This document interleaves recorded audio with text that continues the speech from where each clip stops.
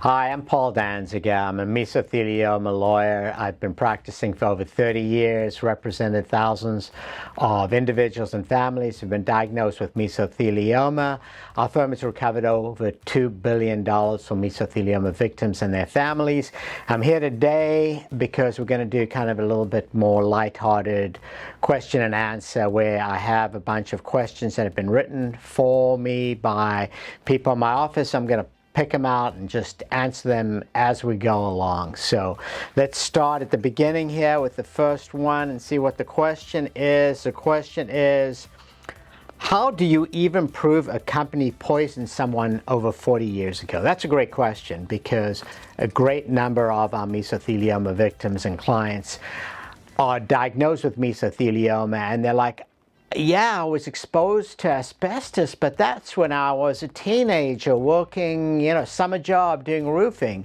And that's exactly right. So many mesothelioma victims were exposed to asbestos decades ago. And what we will do is we will do a comprehensive analysis of where they worked, how they were exposed. We will look for co-workers who may have worked at the same plants or industry, and we will do that. Spam call, I know we all get them, but and so that's what we'll do: a comprehensive review looking at where you worked, who you worked with. We'll do research to find out how you were exposed and really get to the bottom of it, because the more places we can identify asbestos exposure, the greater the compensation we can get you and your family. Okay, now I'm going to another question. Let's see what this one says. This one says, why do so many veterans and mechanics end up with mesothelioma? The reason so many veterans land up with mesothelioma is a lot of veterans were in the Navy, either at the Great Lakes or on the California or in the Brooklyn or wherever you may have done your naval service. And the Navy equipment and the boats were just full of asbestos from the 30s, 40s, 50s, and that asbestos stayed in the ships. And so asbestos is dangerous when it's friable, when it becomes airborne and gets into your lung. Those tiny little fibers that are microscopic, you can't even see them. You breathe them in and they get into your lungs. Now, when you're in the Navy, you're not working out on a field where the particles can become airborne and just drift away. You're in a closed ship hull, or you're in a closed area, a boiler. And so those asbestos fibers are very dense in the air. And the more fibers you take into your body, the higher your risk is to develop asbestos, decades later. So that's one of the reasons we have so many veterans. I would say close to 25 to 30% of our clients are veterans, have served in the Navy or in other parts of the military. Other parts of the military, there are certain types of hardware, artillery that were covered in asbestos blankets, and so that's where those kind of non-Navy people were exposed to asbestos. In terms of mechanics, well, there just were a lot of mechanical products that had asbestos, contained asbestos. A lot of people used brake pads. The brake pads were made of asbestos because it was a heat retardant. And so when they're using those brake pads, putting them on, installing them, taking them off, that asbestos fibers get into there and they breathe them. So that's the kind of answer, the short answer for that. Okay, my next question, I just pulled it out. Is it true some victims get over $1 million? I would say not only is it true, I would say that that question is badly phrased. It's true that most, if not all, victims who have been diagnosed with mesothelioma, who were exposed to a significant amount of asbestos, are going to get over $1 million.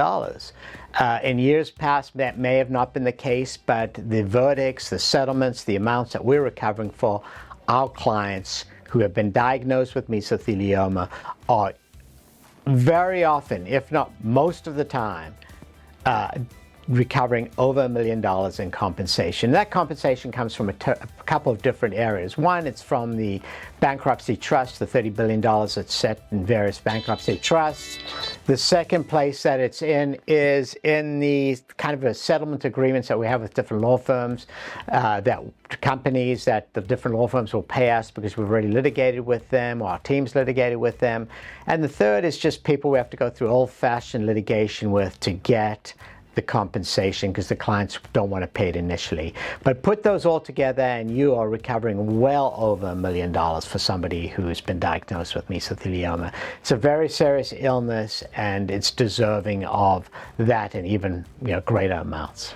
Okay, let me pull out another question over here. Let's see what we got now. What's the most shocking thing you learned about fighting these companies? I guess one of the most shocking things that we've learned over the years fighting the asbestos companies is they knew that asbestos was dangerous. They knew way back into the 30s. We've got the documents. They admit to it. They say hide the information. Don't tell people that asbestos is dangerous. And so you had a whole group of people working for these asbestos companies who knew it was dangerous, knew that was killing workers, but they were making a lot of money. And so they hid the information. People all across America, all across the world actually continued to use asbestos. No warnings were given. They could have worn masks. They could have been more careful. They could have worn hazmat suits. None of that was told. Everyone was told it was safe.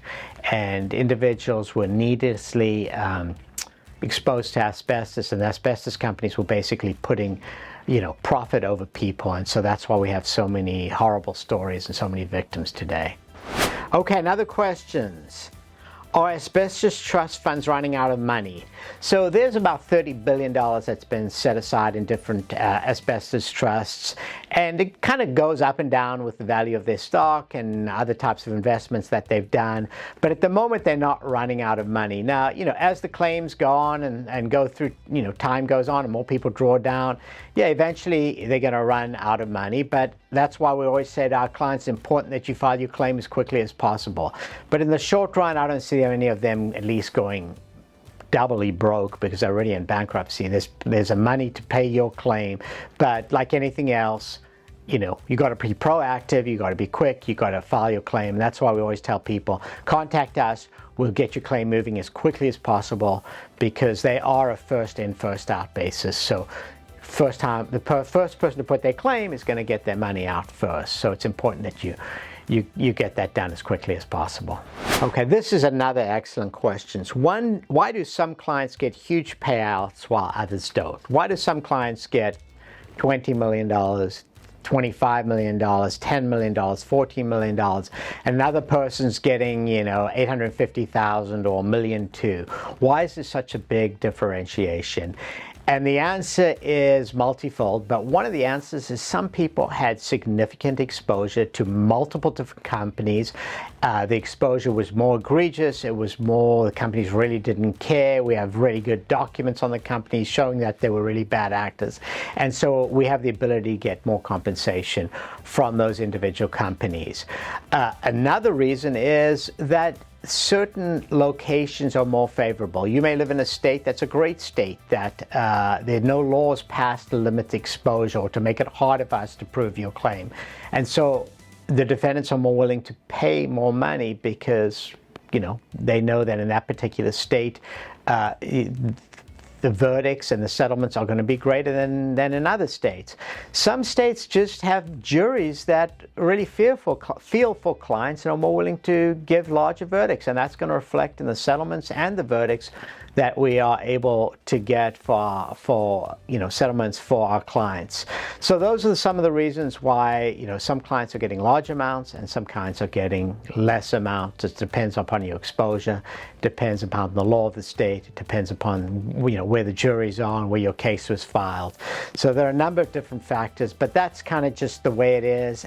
We always look to work with you to file your case in the most favorable location to maximize compensation. So you may live in one location and you could file your case there because you've lived there for 30 years and you've had some asbestos exposure, but you may have worked and had significant exposure in another state, which may be a better state to file your case. And we'll work to make sure, based on the law, that you filed in the most advantageous place for you to maximize compensation for you and your family.